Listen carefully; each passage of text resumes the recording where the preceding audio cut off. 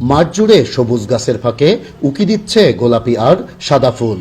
পরিচর্যার পাশাপাশি তুলা উত্তোলনে ব্যস্ত সময় পার করছেন কৃষকেরা।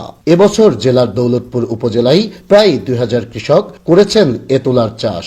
ভালো ফলনের সাথে চড়া দাম পাওয়ায় জেলায় ধীরে ধীরে বাড়ছে এ চাষ। এইটা আর কি রূপারি গোল্ড 2 এইটা আর কি আমরা করি।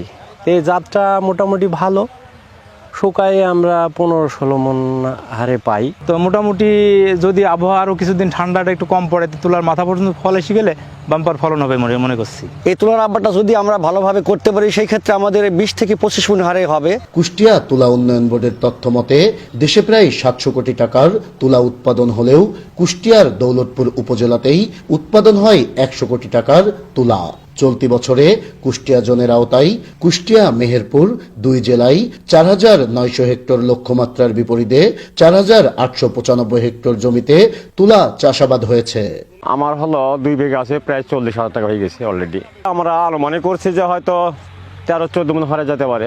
লাভজনক ফসল এই দেখি আমরা এটা আবাদটা করছি। মানে ভালো হয় দেশের উৎপাদিত তুলা সীমিত আকারে রপ্তানি হচ্ছে যুক্তরাজ্যে। রূপালী 1, হোয়াইট গোল্ড 1 ও 2, ডিএম 4 হাইব্রিড জাতের পাশাপাশি তুলা উন্নয়ন বোর্ডের নিজস্ব সিবি হাইব্রিড ও দেশীয় উপসি জাতের তুলার আবাদও হয়। আমরা প্রধানত তাদের প্রযুক্তি পরামর্শ দিয়ে থাকি, একদম লাগানো থেকে বিক্রি পর্যন্ত যত প্রকার সহায়তা চাষির আছে আমরা সর্বাত্মক চেষ্টা করি।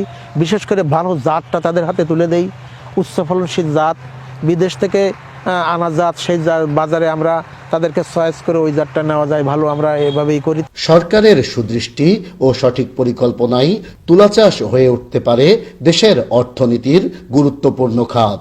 অন্যদিকে তুলার দাম বাড়ানো হলে উৎপাদন আরো বাড়বে বলে মনে করেন কৃষকরা। নাইদা সান্তিতাস, দেশ টিভি, কুষ্টিয়া।